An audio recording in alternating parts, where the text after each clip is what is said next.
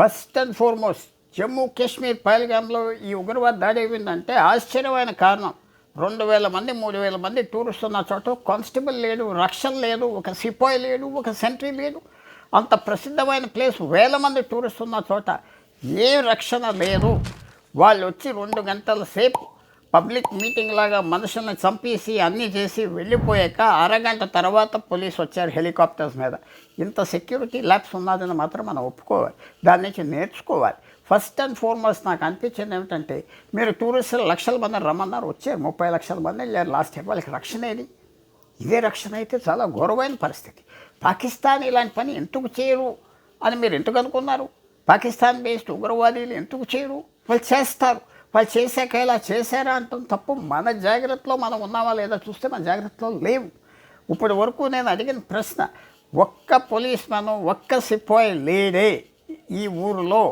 ఇంతమంది రోజు వేల మంది వెళ్తున్నారు, అది ఎంతో దూరం కూడా కాదు పాకిస్తాన్ కాశ్మీర్ బార్డర్ నుంచి. అయితే ఎవరికి జవాబు లేదు. అయిపోయాక ఈ ప్రాబ్లమ్స్ అన్నీ వచ్చినాయి. తప్పకుండా దీనివల్ల మనకు మెసేజ్ ఏమిటంటే, మనం చాలా జాగ్రత్తగా ఉండాలి. కాశ్మీర్లో అనుకున్నట్టుగా అన్నీ లేవు. ఇది ఇంకా చాలా దూర ప్రయాణం. ఇలాంటి విషయాలు 1-2 సంవత్సరాల్లో తేలిపోదు, అయిపోదు. ఎన్నో సంవత్సరాలు కంటిన్యూ అవుతుంది. కాబట్టి చాలా జాగ్రత్తగా మాత్రం భారతదేశం ఉండాలి. సెక్యూరిటీ అనేది ఒక పెద్ద ప్రాబ్లం భారతదేశానికి. ఏంటంటే, మనకు పక్కన పాకిస్తాన్తో 3500 కిలోమీటర్ల సరిహద్దు మీద గొడవ, 3500 కిలోమీటర్లు చైనా సరిహద్దు మీద మళ్ళీ వాళ్ళకి మనకి 60 సంవత్సరాలు బట్టి యుద్ధ పరిస్థితి ఉన్నది. తర్వాత బంగ్లాదేశ్ మనకి 4000-5000 కిలోమీటర్ల సరిహద్దు ఉంటే వాళ్ళు వాడుకుని లక్షల మంది భారతదేశంలోకి వచ్చి ఎన్నో గొడవలు చేస్తున్నారు. అది కూడా ఒక సెక్యూరిటీ రిస్క్ అయిపోయింది. సో 3 చోట్ల 3 దేశాలతో భారతదేశానికి సెక్యూరిటీ ప్రాబ్లం ఉన్నది. అది చాలా జాగ్రత్తగా మన గవర్నమెంటే కాదు, ఫ్యూచర్ గవర్నమెంట్స్ కూడా డీల్ చేయాలి, ప్రజలకు కూడా చెప్పాలి. చాలా సీరియస్ పరిస్థితి భారతదేశం ఉన్నది.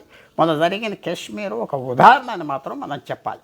భారతదేశం వెంటనే పహల్గామ్ ఉగ్రవాద యాక్షన్ తర్వాత పాకిస్తాన్ మీద కొన్ని స్టెప్స్ తీసుకున్నారు. వాళ్ళకి మనకి ఎంబసీలు చాలా వరకు రద్దు అయిపోయినట్టు, ఇంకా ఎవరు టూరిస్టులు రాకూడదు. అన్నిటికంటే ముఖ్యం 1960లో సింధు నదితో అగ్రిమెంట్ మనం పెట్టుకున్నాం. ఎందుకంటే సింధు నది భారతదేశంలో స్టార్ట్ అవ్వి పాకిస్తాన్కి వెళ్తుంది.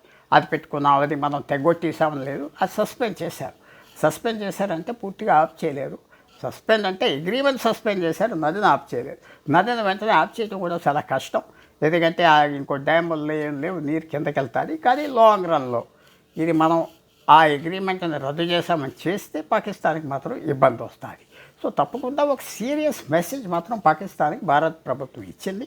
ఈవేళ ఎక్కడ చూసినా ప్రధానమంత్రి నరేంద్ర మోడీ గారు కూడా చాలా డైరెక్ట్గా పాకిస్తాన్కి పేరు చెప్పినట్టుగా వార్నింగ్ ఇచ్చారు. మేము చేయబోయే పని కూడా మేము చెప్తున్నామని చెప్పారు. సో ఇప్పుడు అంత వార్నింగ్ ఇచ్చాక తప్పకుండా మనం యాక్షన్ ఎక్స్పెక్ట్ చేయాలి. సర్జికల్ స్ట్రైక్స్ అంటే కొన్ని ప్లేన్లు వెళ్ళి అక్కడక్కడ క్యాంప్స్ని పగలగొట్టేయటం వల్ల అది ఉపయోగం లేదు.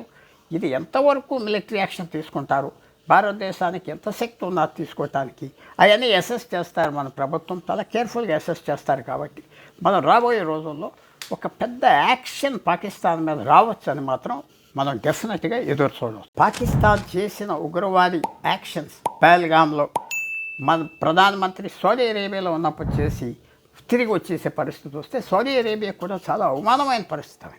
పాకిస్తాన్కి పెద్ద డోనర్ ఎవరంటే సౌదీ అరేబియా. ఈ 40-50 సంవత్సరాలు సౌదీ అరేబియా పాకిస్తాన్ని మేపి బ్రతికిచ్చిన దేశం. వాళ్ళకి అగౌరవం కూడా చేశారంటే కొంచెం అందరూ ఆలోచించుకుంటున్నారు. అలాగే అమెరికన్ వైస్ ప్రెసిడెంట్ భారతదేశంలో ఉన్నప్పుడు ఇలాంటి యాక్షన్ చేశారు. అంటే మెసేజ్ ఇద్దామని, సౌదీ అరేబియా అయినా మాకు లెక్కలేదు, అమెరికా అయినా మాకు లెక్కలేదు, మేము చేసే పని చేస్తామని ఇచ్చారు. కానీ దీనివల్ల ఏమొచ్చిందంటే ప్రపంచం కళ్ళన్నీ పాకిస్తాన్ మీద పడింది. వాళ్ళు ఏమనుకున్నారంటే పాకిస్తాన్ ఏదో కాశ్మీర్లో గొడవలు జరుగుతున్నాయని చూస్తారనుకోలేదు. ప్రపంచం మారిపోయింది. ఇప్పుడు డొనాల్డ్ ట్రంప్ యూఎస్ ప్రెసిడెంట్గా ఉన్నాడు. వెంటనే అన్నాడు, నేను ఉగ్రవాదులు ఎక్కడ టాలరేట్ చేయను అన్నారు. ఎంతవరకు వెళ్తారు? మన ఫారెన్ మినిస్టర్, మన దౌత్య ఎస్టాబ్లిష్మెంట్ ఎవరెవరు ఉన్నారు, డిప్లొమాట్స్ అందరూ ఎలా తీసుకొస్తారు? ఇతర దేశాలు అందరూ భారతదేశానికి సపోర్ట్ చేస్తారా? సపోర్ట్ చేసి పాకిస్తాన్ మీద యాక్షన్ తీసుకుంటారా? పాకిస్తాన్ మీద యాక్షన్ తీసుకోవాలంటే ఉదాహరణ, అమెరికా వీసాలు ఆఫ్ చేస్తే అయిపోయింది. ఎందుకంటే టెర్రరిజం ఉన్న దేశాలకి నేను వీసాలు ఏమో ఆఫ్ చేసాడు డొనాల్డ్ ట్రంప్ కొన్ని దేశాలు. అలాంటివి ఏమైనా జరుగుతాయా పాకిస్తాన్కి అనుకొని అది కూడా భారతదేశం ప్రయత్నం చేయాలి. అన్ని విధాలుగా భారతదేశం ప్రయత్నం చేయాలి. ఇది ఒక సింపుల్ ఒక ఇష్యూ లాగా ఏదో అయిపోయిందని ఏదో కొన్ని సర్జికల్ స్ట్రైక్స్ చేసామని వదిలేయకూడదు.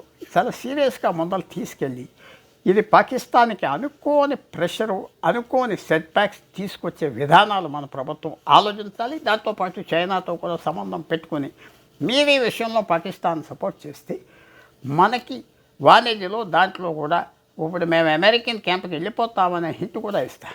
ప్రపంచంలో ఇప్పుడు ఆర్థిక వ్యవస్థలో 2 క్యాంప్స్ తయారవని, ఒకటి చైనా క్యాంప్, ఒకటి అమెరికా క్యాంప్. సో చైనాకి భారతదేశం కూడా ఉండాలి, చాలా పెద్ద ట్రేడింగ్ పార్ట్నర్. సో చైనాని కూడా మనం ఒప్పించి న్యూట్రల్ అవ్వాలి, మీరు వెనకాల నుంచి ముందల నుంచి డబ్బు సపోర్ట్ చేస్తారని రాకూడదని భారతదేశం కూడా చెప్పే అవకాశం. ఇప్పుడు వచ్చిన పరిస్థితి భారతదేశం ఎన్నో యుద్ధాలు చూసింది, ఎన్నో సాధించింది, ఎన్నో కష్టాల్లో ఉన్నది. 15,000 కిలోమీటర్లు మన విరోధీలే ఉన్నారు. ఇవన్నీ ఉండగా మనకు ఇప్పుడు మన స్కిల్ ఎంత, మన బలం ఎంత, మన మేధావితనం ఎంత, ఇది ఒక పెద్ద పరీక్ష.